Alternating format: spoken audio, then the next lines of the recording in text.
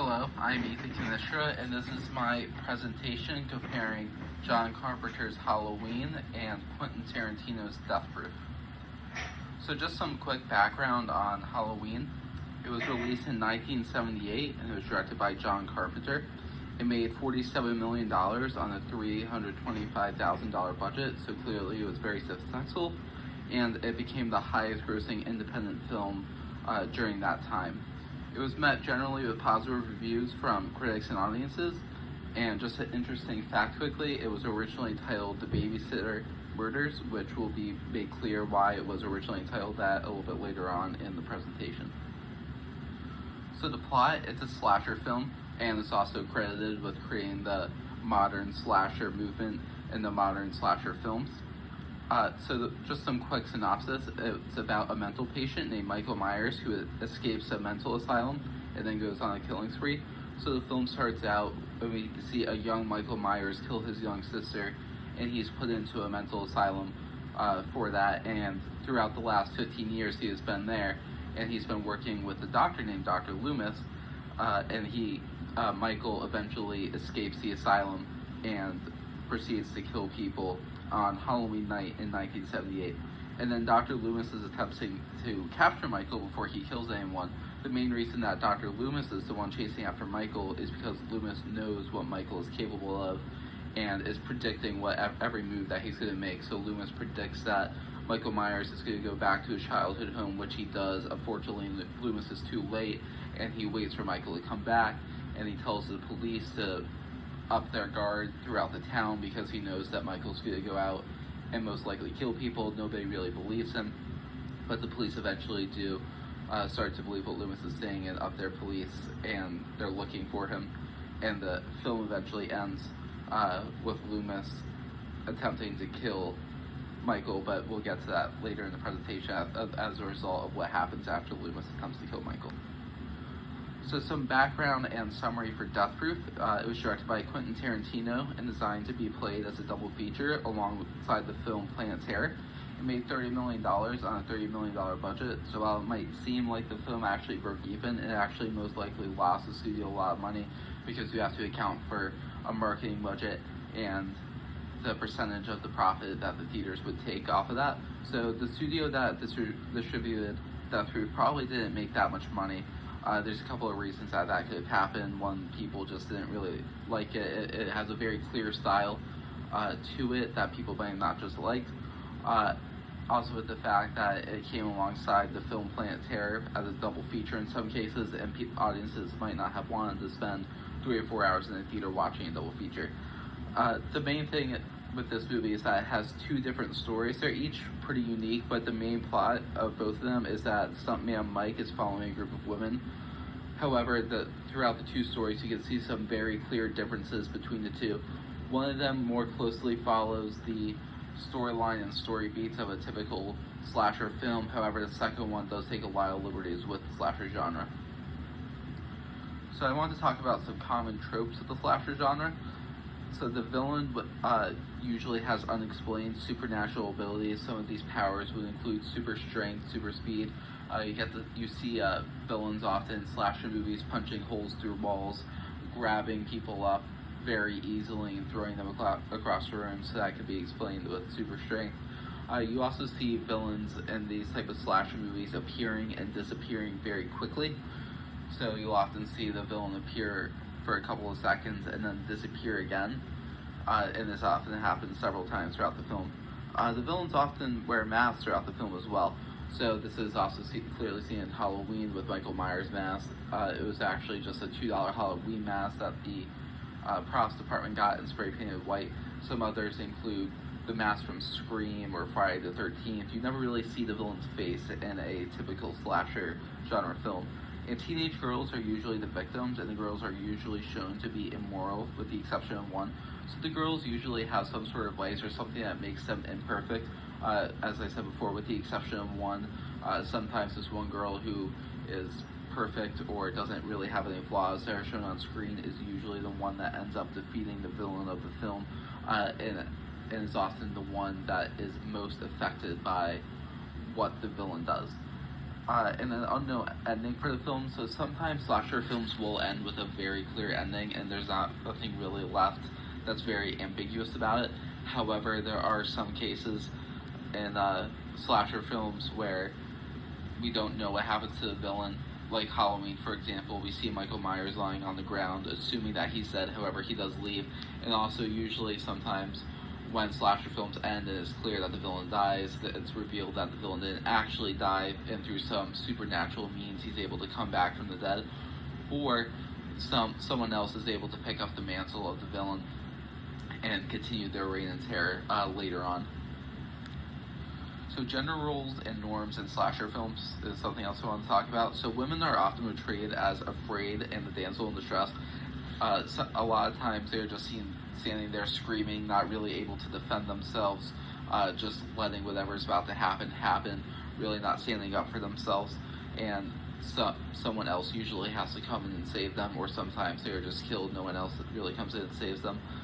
This display of fear is merely one example of feminine stereotyping, in that viewers expect that females will remain afraid and helpless. And filmmakers show the hero or final girl as a victim at some point in the film. Again, we can clearly see this in Halloween, and to an extent Death Proof.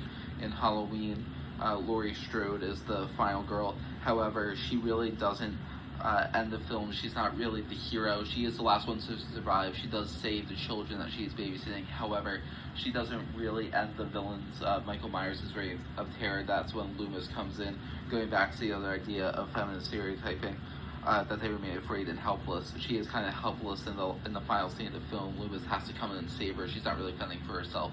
However, she is protecting the children, but she's not really able to stand up against Michael. The third section within interaction is female death or misfortune related to sexual across community. However, Carpenter claims that this is not the case in Halloween. So in Halloween, clearly a lot of the women that are killed in the film are having sex at the time that they are killed. However, Carpenter isn't trying to make any political statement. What he was really trying to show is that they are just distracted by and they're not really paying attention to their surroundings, and that's the main reason that they were killed. It has nothing to do with sex. And another counter-argument to this that Carpenter says is that there are a few men that are killed in the film. Like I said before, it has nothing to do with sex, just that they weren't paying attention, which allows Michael to get into the house and sneak up on them unsuspectingly. So Michael Myers versus Stuntman Mike. These are the two main villains in Death Proof and Halloween. So Michael Myers is seen as the boogeyman. He is generally seen to have some sort of supernatural powers. Just because he doesn't seem to be able to get hurt. If he does get hurt, he recovers very quickly. He generally is seen to have super strength. He's able to lift people up very easily. And his ending is less ambiguous. Dr. Loomis shoots him and he falls out of the window and is seen lying on the floor for a second, and then a couple minutes later, he's no longer there. He got up, he's gone. He clearly survived that fall and that shooting. He cannot be hurt. Laurie stabs him with several different types of sharp objects, and he's able to recover very quickly from that. He really just pulls them out and just continues on. No humanity. This is something that Dr. Loomis says several times throughout the film. Loomis says that he has examined Michael for years and that there's really no humanity left in him. He is probably no longer human as well. And his face is only shown twice in the film, so the first time we see Michael's face is at the very beginning of Halloween, and he had just killed his sister. And then the second time we see his face, it's only for a couple seconds, and it's during the final confrontation, and Dr. Loomis somehow gets the mask off of Michael's face, and we just see his face for a split couple seconds. I believe that that's the mystery of the character, and kind of just adds to the general mystery of the whole film. It kind of gives him a more supernatural presence because he doesn't really seem human because we never see his face. And then Stuntman Mike, Tarantino kind of subverts this general expectation of what a traditional slasher villain would look like, because Stuntman Mike is just a former stuntman, and he really just seems human. He can clearly be injured, as we saw in the second half of Death Proof. Well, during the first half of Death Proof, Stuntman Mike is seen as a very threatening presence. We really never get the impression that he is something more than human. We see his face throughout the film, thus again removing any supernatural elements from that character. He's just human. He's evil, and as similar to Halloween, Tarantino clearly took the idea from Halloween that Stuntman Mike has no humanity. He really doesn't care what he's doing. he views this all as just a fun game and something that he somehow gets pleasure of, and he does, as Michael Myers does, chase after women and attempt to kill women. Stuntman Mike is a traditional slasher villain, however, in several ways, and Tarantino clearly took these influences from Halloween. As I said before, he has no motives and seems to have no human conscience, and he chases after women. So one important aspect of a slasher movie is the first reveals, kind of adding to the tension within the film. So slasher films usually reveal the villain to other characters early on. This can be seen in Halloween when Laurie sees Michael standing across the street. So before Michael fully reveals himself and starts on his murder spree on Halloween night, Laurie does see him during her class. She sees him for a split second, doesn't really think anything of it, and then when she's walking back, she does see him again, and then he disappears again, going back to the idea of supernatural powers. And then one other time, I believe, when she's doing laundry and she sees him outside, just standing there, and then disappears again, bringing back the supernatural element. And then Tarantino obviously took influence from this idea, but doing a little bit of a twist on it. Instead of seeing the villain, we just see the car, which the car in Death Proof is kind of like the main idea of what communicates what the villain actually is. So the women see Stuntman Mike's car drive past the restaurant they are eating at, but they really don't think anything of it. Then they see it again, and the audience kind of starts to question what's going on. And then this happens a second time in the second half of the film with another group of women when he brushes past the car, and they see him, and he drives away, and they kind of see the car driving away, not thinking anything of it. And then again, he attempts to kill the second group of women. So is Halloween a slasher movie? So Halloween is absolutely a typical slasher movie. It is credited with popularizing the genre. It has a supernatural villain that kills teenage girls, which again is a general idea that is seen repetitively throughout several genre films throughout the years. And it has an ambiguous ending. We really don't know what happened to Michael Myers at the end of Halloween. We assume that Loomis was able to kill him. However, Michael is no longer lying in the grass. He somehow survived the fall. So it's Death Proof a slasher movie? So as we've talked about several times in class, this is Tarantino's attempt to subvert the slasher genre, because Tarantino continuously subverts various cinematic genres. The first half of the film, however, is much more of a traditional slasher film, just because we see that Stuntman Mike is killing the women, succeed in his plan. We generally see the traditional gender stereotypes as we saw in Halloween, with women kind of being helpless and defenseless, and kind of being the damsel in distress. Stuntman Mike is kind of a traditional villain. He is able to kill the women. He does it very gruesomely. However, Tarantino more subverts the traditional slasher genre in the second half of Death Proof, because the second group of women are able to kill Stuntman Mike, which is not something that's often seen. And it's very definitive that they were able to kill Stuntman Mike, because Tarantino starts rolling the credits, and then he goes back and you see one of the women stopping his head into the concrete, pretty much confirming that he's dead, which is something that you don't see in slasher films very often.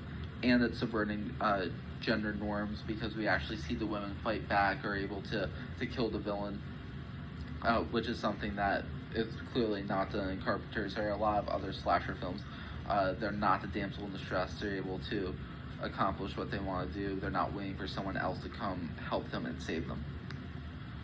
So one thing that, like I keep talking about, is the final scenes. The first in Halloween, the ending is less ambiguous, and it raises the question, is Michael Myers human? Because no human could have survived the fall. No human could have survived those gunshot wounds. And there's one girl left, and that's Laurie. She's the only one to survive, and she's generally seen as pure. She is a really good student. Everyone is always saying that she's studying too much. She doesn't want to go to the school dance. So Laurie is that one stereotypical slasher girl that remains. She's pure. She didn't defeat the villain, but she did survive this conflict. And then Death Proof has a very different ending from Halloween. Again, Tarantino subverting his expectations, has a clear ending. Stuntman Mike is clearly killed at the end of it, and it shows that Stuntman Mike is not invulnerable, and the women defeat Stuntman Mike. So there's not one left. The whole group of them is left. Stuntman Mike was not able to succeed in his plan of killing them. So I believe it's 3 of them are able to survive until the end of the conflict. So in conclusion, Tarantino took inspiration from Halloween, clearly. with some aspects of Stuntman Mike being taken from Michael Myers, and but he does take a lot of liberties with the genre. The ending is very different. He does subvert the idea of genre roles. However, this is only seen in the first half because in the first group of women, all of them are killed, but in the second half, the women are able to stand up and fight for themselves. But Tarantino did take a lot of inspiration from this movie, from Halloween, even though he is subverting the slasher genre. And then here are my sources, and that concludes my presentation on comparing Death Proof and Halloween.